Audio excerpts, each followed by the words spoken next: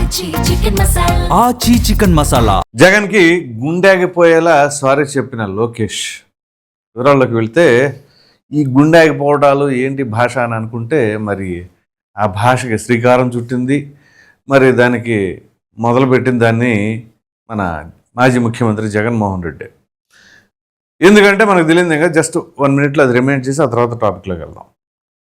So మాట్లాడితే మావిగన్ అని చెప్పేసి జగన్మోహన్ రెడ్డి ఎప్పుడైతే ఈ మావిగన్ ప్రస్తావన తీసుకొచ్చారో ఇక దాని తర్వాత ఆయన విపరీతంగా ట్రోల్స్కి గురయ్యి వైసీపీ వాళ్ళు కూడా దానిపైన అసంతృప్తి చెంది వాళ్ళే చిరాకుగా తయారైన తర్వాత కూడా మొన్న ఈ మధ్య మరలా ఒకవేళ తనకి కొంత ఉంటుంది కదా, నేను మావిగన్ అంటే అది ఇదైపోయింది అని చెప్పేసి అలా అవలేదు అని చెప్పేసి మరలా దాన్ని ఏంటి అంటే మావిగన్ అని మరలా తీసుకొచ్చి అసలు ఆ పదం వింటేనే జగన్మోహన్ రెడ్డి గారు ఆ పదం చెబితేనే చంద్రబాబు నాయుడు గారికి గుండెపోటు వచ్చేస్తుంది అని చెప్పేసి మాట్లాడతాం. చివరికి దానికి గట్టి స్ట్రోక్ నారా లోకేష్ గారు ఇచ్చారని చెప్పేసి అనుకోవాలి. ఎందుకంటే అసలు మావిగన్ అనే పదానికి మామూలుగా ప్రజలకే చాలా చిరాగ్గా ఉంది. కానీ 5 కోట్ల మంది ఆంధ్రులు మావిగన్ని స్వాగతిస్తున్నారని చెప్పేసి వాళ్ళు చెప్పుకున్నారు. సరే, అది అలా ఉంచితే ఇప్పుడు దీనికి సంబంధించిన దాంట్లో అమరావతి అనే పదం వినడానికి ఇష్టపడని వ్యక్తి జగన్మోహన్ రెడ్డి. అందుగురించి అప్పుడు తప్పనిసరి పరిస్థితుల్లో అమరావతికి యాక్సెప్ట్ చేసి ఆ తదుపరి అధికారంలోకి రాగానే 3 రాజధానులు అని చెప్పేసి ఆ 3 రాజధానులు ప్రతిపాదించే సమయంలోనే అమరావతి ఏముంది అసలు మొత్తం శ్మశానం అని ఏకంగా బొత్స సత్యనారాయణ గారు సీనియర్ మోస్ట్ రాజకీయ నాయకుడు ఆయన, అటువంటి ఆయన చేత శ్మశానం అని చెప్పేసి చివరికి ఆయన అబ్బాస్ పాలైపోయేలాగా చేసి ఇక అది ఎంత దూరం తీసుకెళ్ళింది అంటే కోర్టులో, ప్రజల్లో, ప్రజా కోర్టులో అందరి దగ్గర దెబ్బల మీద దెబ్బలు పడినాయి. ఇక ఆ తర్వాత పరివర్తన చెందినప్పుడు ఏం చేయాలా? సరే, నేను అప్పుడు ఏదో పొరపాటును మాట్లాడాను, లేకపోతే నేనేదో కొత్త ప్రయత్నం కోసం ట్రై చేశాను, ఇవన్నీ కాదు.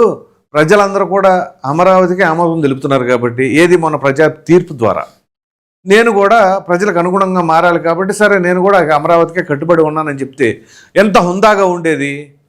లేదు, దాన్నే పేరు మార్చి మావిగన్ అంటున్నాడు. ఈ ఐడియా ఎవరిచ్చారు కానీ చివరికి ఈ మావిగన్ అనే దానికి అబాసుపాలైపోతే ఇప్పుడు ఆ అమరావతి అనేది ఆయన వినడానికి ఇష్టపడట్లా. అందుగురించే నారా లోకేష్ గారు ఒక ట్వీట్ చేశారు. ఆ ట్వీట్లో గట్టిగా మన జగన్మోహన్ రెడ్డి గారికి అమరావతి అని రీసౌండ్ వచ్చేలాగా వినిపించాడు. ఇంతకీ ఏంటో చూడండి. Amaravati is on full throttle and there is no hitting pause. Amaravati full స్వింగ్లో ఉంది, ఆపే ఇదే లేదు, అవకాశమే లేదని. సరే, ఇంతకీ ఏంటో ఈ వీడియో ఏంటో ప్లే చేసి మీ కష్టాన్ని గుర్తించి బ్రో ఏమనుకోవద్దు, అమరావతిలో పనులు అస్సలు ఆగడం లేదు అదంట. సారీ బ్రో ఏమనుకోవద్దు, అమరావతిలో పనులు అస్సలు ఆగట్లేదు. సో ఆగాలని కోరుకునేది ఎవరు మనకు తెలుసు. ఎందుకు ఆగాలి? అరే నీళ్లు తోడేస్తున్నారు, ఆ నీళ్లు తోడటానికి ఎక్కువ డబ్బులు ఖర్చు పెట్టాల్సి వస్తుంది. అబ్బా, మామూలు ప్రచారాలు కాదు ఇవి. మరి ఇప్పుడు చెప్తాను, ఇంకా ఉంది.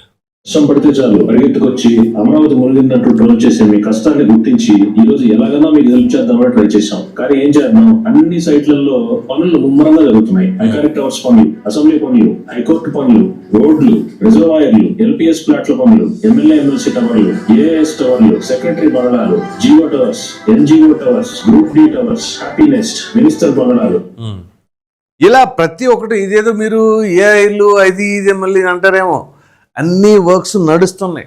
ఒకసారి కావాలంటే మీరు వెస్ట్ బైపాస్ నుంచి ఒకసారి వెళ్ళండి. విజయవాడ నుంచి వెస్ట్ బైపాస్ ఉంది కదా, ఆ వెస్ట్ బైపాస్ నుంచి ఇటు మంగళగిరి కాజ వైపు వెళ్తుంటే మీకు మొత్తం క్లారిటీ ఉంటుంది. అసలు ఏం జరుగుతుంది, ఏం చేస్తున్నారు, అంత హంగు ఆర్భాటాలేనా, మాయా మతలబేనా, లేదా వాస్తవంగా పనులు జరుగుతున్నాయా అనేది ఒక క్లారిటీగా ఉంటుంది. సో అలా కాకుండా అక్కడ నీళ్లు తోడేస్తున్నారు, మునిగిపోతుంది అని చెప్పేసి వైసీపీ వాళ్ళు అంటే సరే ప్రత్యర్థులు కాబట్టి వాళ్ళు మాట్లాడుతూ ఉంటారు. మరి పొరుగు రాష్ట్రంలో ఉన్న నాయకులకి ఏమొచ్చింది? వీళ్ళు కూడా మొన్న కవిత ఆవిడేమంటుంది, అక్కడే నీళ్ళు తోడుకోండి, ఇక్కడికి మీకేం పని అని చెప్పేసి అన్నారు. ఇప్పుడు ఆవిడ తోటతో కూర్చున్నారు.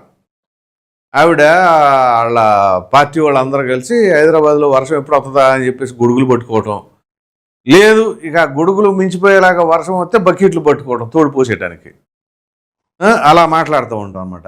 మరి హైదరాబాద్ ఏంటి పరిస్థితి? ముందు మనం చేసుకోలేము, మనం చూసుకోలేము. కానీ ఎదుటోళ్ళ దాని గురించి మాట్లాడతాం. ఇది గురువించగన్న సామెతలాగా ఉంటుంది అనమాట. సో ఇప్పుడు జగన్మోహన్ రెడ్డి గారి పరిస్థితి ఏంటి? ఇక అమరావతిలో పనులు ఆగడం లేదు. ఇది సారీ అని అంటే ఏదో కేవలం సారీ అని అనుకుంటున్నారేమో, దాని వెనకాల చాలా కథ ఉంటుంది. ఈ ఒక్క సారీ అనేది ఇప్పుడు అమరావతి పనుల్లో సారీ అని చెప్పారు. అలాగే మన డిఎస్సి పనులకు కూడా, అంటే డిఎస్సి వేశారు చూసారా, ఆ నోటిఫికేషన్కి రిక్రూట్మెంట్కి, దానికి కూడా ఒకసారి వేసుకోవాలి. పోలవరానికి సంబంధించిన దాంట్లో కూడా ఒకసారి వేసుకోవాలి. అలాగే ఇక ప్రతిదానికి వాళ్ళు ఏదేదైతే డిస్ట్రక్షన్ చేశారో వాటన్నిటినీ కూడా వీళ్ళు పునర్నిర్మించే బాధ్యత కావచ్చు, మరలా అమలుపరిచే విధానం కావచ్చు, వాటన్నిటికీ కూడా సారీలు అని చెప్పేసి అనుకోవచ్చు. అంతెందుకు, అన్నా క్యాంటీన్లను ధ్వంసం చేశారు, తీసేశారు. తర్వాత పార్టీకి సంబంధించిన కొంతమంది అక్కడ అన్నా క్యాంటీన్లు పెడుతున్నా కానీ లేదు అసలు అక్కడ పెట్టకూడదు ఇక్కడ పెట్టకూడదు అని తీయించేశారు. దానికి ప్రత్యక్ష సాక్షిని కూడా నేనే ఒకానొక సందర్భంలో నేను ఊరు వెళ్తూ ఉంటే చూశాను. అది గుంటూరులో కావచ్చు, మంగళగిరిలో కావచ్చు, అనేక ప్రాంతాల్లో కావచ్చు, విజయవాడలో కావచ్చు, కొన్ని అభ్యంతరాలు తెలిపి అసలు అక్కడ ముందు భోజనం అనే సదుపాయం కల్పించకూడదు అని చెప్పేసి, ఎవరైతే 5 రూపాయలకి భోజనం చేస్తూ ఉంటారో వాళ్ళకి అవకాశం ఉండకుండా చేయాలి అనే ఉద్దేశం కావచ్చు, ఏదైనా కుట్ర కావచ్చు, ఆ ప్రకారంగా చేశారు. దానికి ఒకసారి వేసుకోవాలి.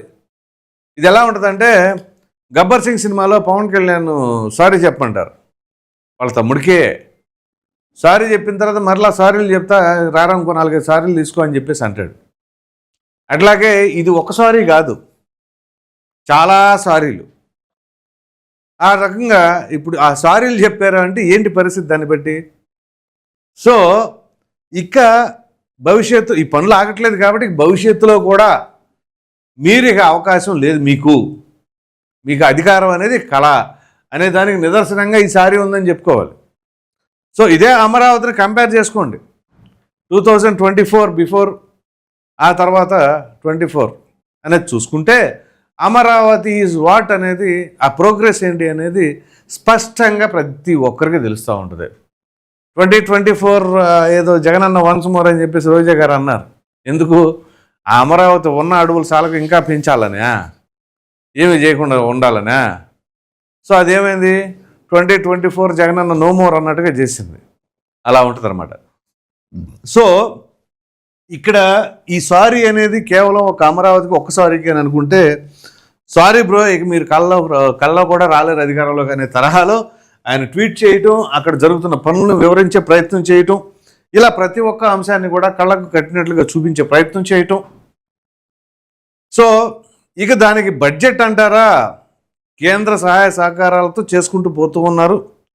సరే, అక్కడ దానికి సంబంధించి స్క్వేర్ ఫీట్కి ఎంత 20,000 రూపాయలు అది ఇది అని చెప్పేసి దీనికి ముందు వీడియోలో కూడా నేను మీకు వివరించే ప్రయత్నం చేసి అసలు వాస్తవాలు ఏంటి, అది ఎవరు చెప్పినా ఈ తెలుగుదేశం పార్టీ వాళ్ళ ఒక వర్షన్ ఉంటుంది, వైసీపీ వాళ్ళ వర్షన్ ఒకలాగా ఉంటుంది, అసలు వాస్తవం ఇంకొకలాగా ఉంటుంది.